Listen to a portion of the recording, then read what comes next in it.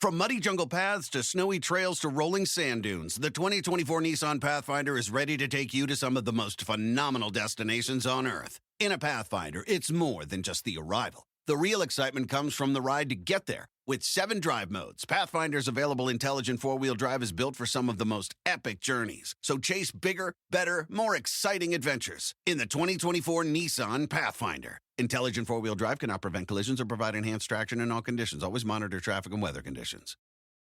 Chickens, ducks, turkeys, guinea fowl, pigs, sheep, goats, cows. I mean, you name it, I've raised it.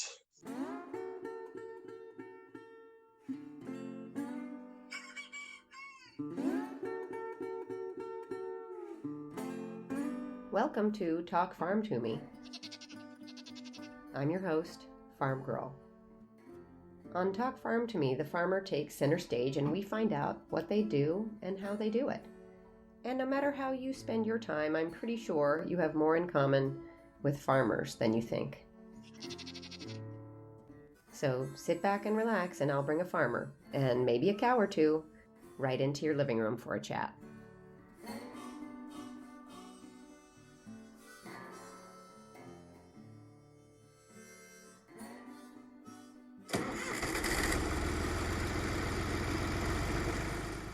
Let's get started.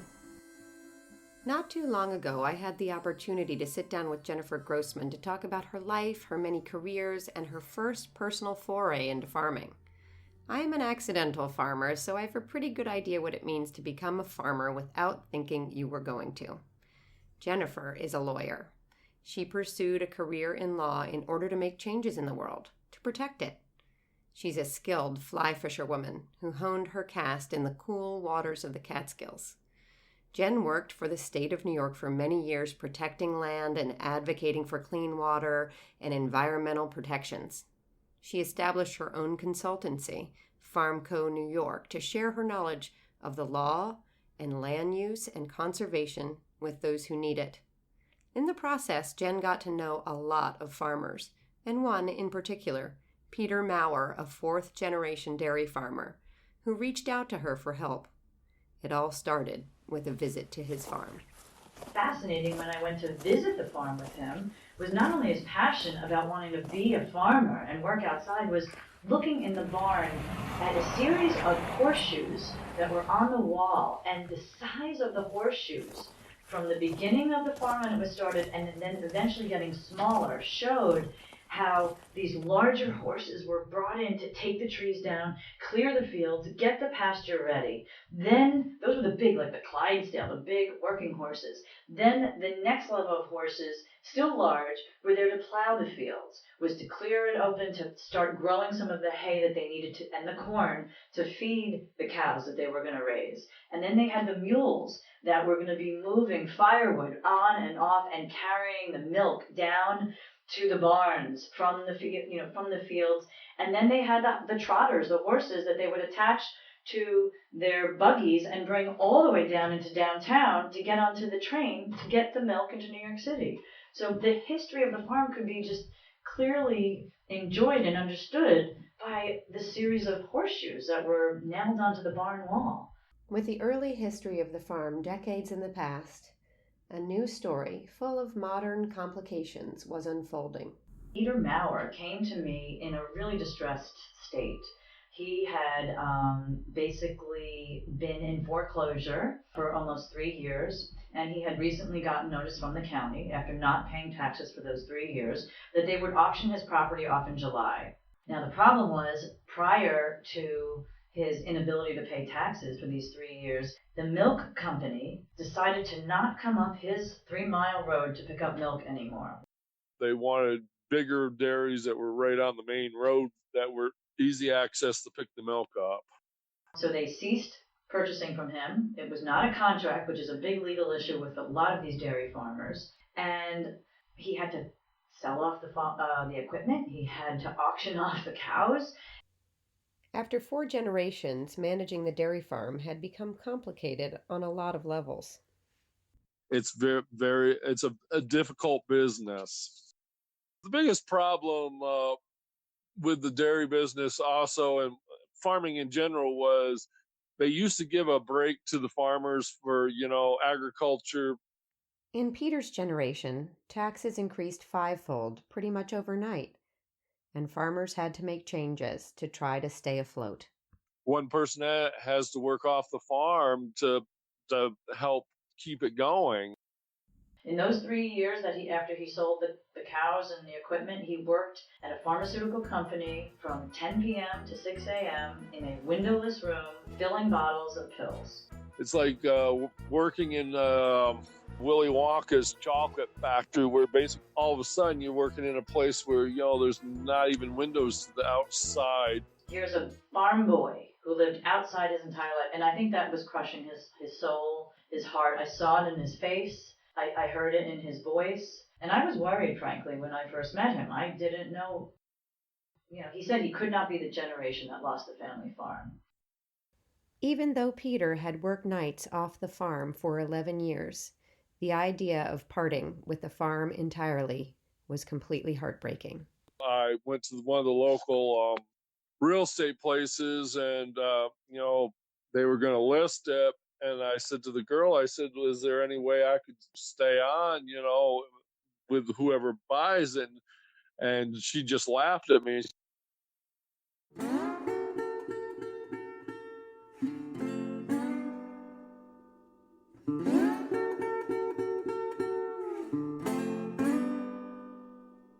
Jennifer paid her dues as a state employee and working for a nonprofit land conservation organization. She learned a lot along the way, especially from the people she met. One of the first things is just trust, and that takes time. The relationships I created really took 25 years, and over the years, sitting at their coffee tables with them, knowing their parents and their children and their grandchildren, because it's not just land. Farmers and farms, unlike anything else, always involve human beings. Protecting farms means you're preserving a family legacy, intergenerational connections, wonderful traditions, and a business. Jen took what she learned over the years to heart. It really struck me, this person's plight, this wonderful family history, and I came up with the one solution I thought would work. And what was that? That was buying the farm. Jennifer cashed in her pension and was awarded top dollar from a prestigious new grant program to get her new farm off the ground. But it takes a lot more than that. The sort of success of any farm has to be a multifaceted approach of borrowing and seeking grant capital, leveraging resources. There's no silver bullet. It has to be a sort of toolbox of resources that can keep you strong. In addition to financial resources, every farm needs human resources, and Jennifer had a soft spot for Peter. Peter would be hired back as a full-time farmer. He would live the life he had always wanted. Then I came back to the farm full time. And how did that feel? It felt like I was going home. And in the ever-changing landscape of small family farms, Peter's home his entire life received one more lasting tribute. I named the farm after his family, Mauer's Mountain Farms, and that was a dream come true for him. It meant a lot to me. It meant the legacy continues. Everybody still knows, that we're still here and, we're still a part of the community.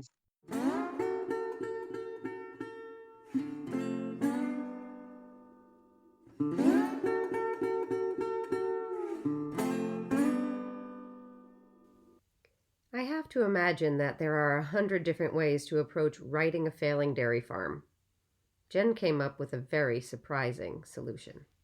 On my first visit, when after seeing those wonderful horseshoes, I saw these crazy birds, and I couldn't not see them because they were so loud. And there was, 6 or 7, and they were beautiful. I've never seen them before. They were black feathers with white polka dots and like a almost vulture-like head of red and blue. And I said, "What are these crazy birds?" And he goes, "Oh, those are guinea fowl." I said, "Guinea fowl? What's a guinea fowl?" He's like, "Well, they're really loud, and we have them on the farm as sort of sentinels, guard dogs, because this farm is at the end of a dead-end road, and and you don't know if someone's coming down the road, but these birds do. I went home and talked to my brother, who's a classically trained French chef. I said, "What is a guinea fowl?" And he says, "Oh, it's pintade. Pintade is a delicacy. It's one of the most delicious poultry out there." So I started to do some research, and what do you know? The finest restaurants had guinea fowl on the menu. From dairy cows to guinea fowl? Really? Yeah, I've had guinea fowl since I was like 8 years old. There's always been some guineas on the farm running around, because basically growing up, I had every critter imaginable. I had chickens, ducks, turkeys, guinea fowl, pigs, sheep, goats, cows. I mean, you name it, I've raised it.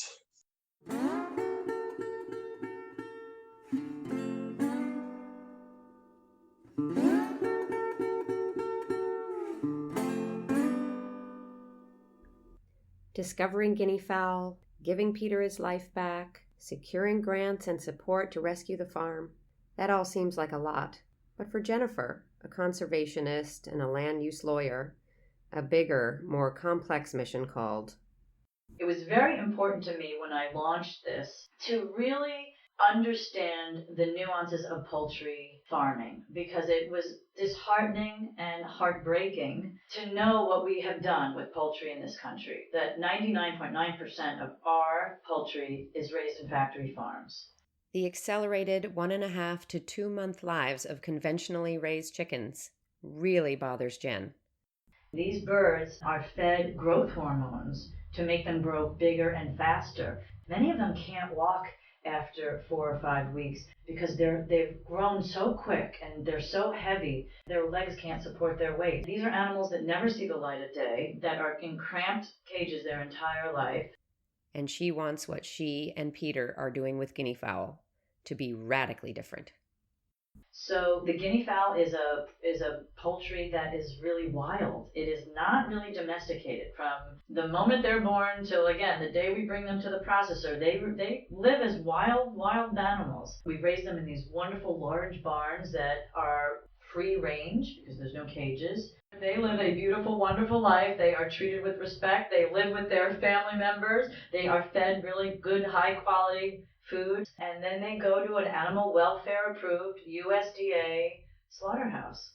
Jen and Peter's guinea hens live a wild and vibrant life, more than 3 times longer than their conventionally raised chicken counterparts. Jen quips about how her birds have only one bad day, a day she takes very seriously. I had to make sure that this was done right, and so I walked through 3 kill floors, as they call them, and watched how these animals were slaughtered. And the place that I went to really showed the highest level of animal welfare, and that was really important. And while I criticize conventional animal agriculture, and particularly factory farms, I can't just be a critic. I need to find solutions. All of the care the guinea hens receive, open-air barns, high-quality food, fresh water, and the way they are harvested, pays off in the flavor department. Frankly, many of the chefs that we talked to, they absolutely wanted to know what these birds were eating and how these birds were killed. Once you have guinea, chicken tastes very bland, very ordinary. It's like what chicken used to taste like. You've got just as much white meat as dark meat. These are full-size 4-pound birds. Guineas just have a very unique flavor. Once you have guineas, it's hard going back to chicken.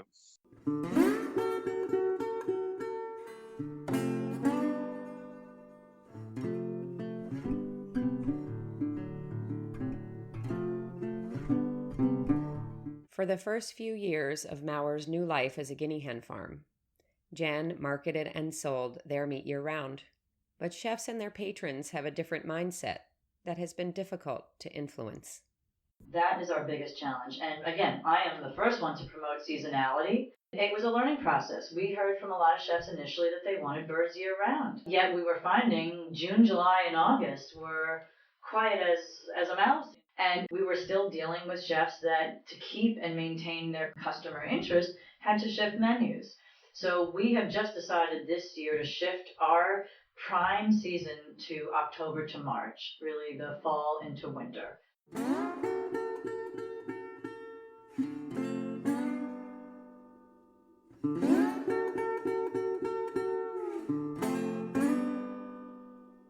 One thing's for certain, as Jen and Peter know all too well, this job, this life, the choice to be a farmer is a deep, all-encompassing, constant challenge. Yeah, it's not romantic. It's dirty. It's very dirty in the sense that you've got to be prepared to do whatever it takes. Farming is it's a 24-hour, 7-day a week, 365-day job. There are no sick days. It requires a lot of commitment and dedication.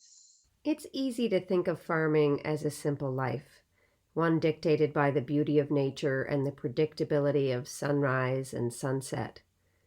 But farmers, more than any other profession, have to wear a ton of hats. You muck the barns, you do the back office bookkeeping and accounting, you load the birds on the truck, you go door to door to New York City chefs. You are always on call. Despite the demands, the challenges, the failures, the restarts, and the as of yet unwritten future of the farm, what do you think Peter would say if we asked him if he'd roll the dice and do it all again? Yes. Yeah, without a doubt.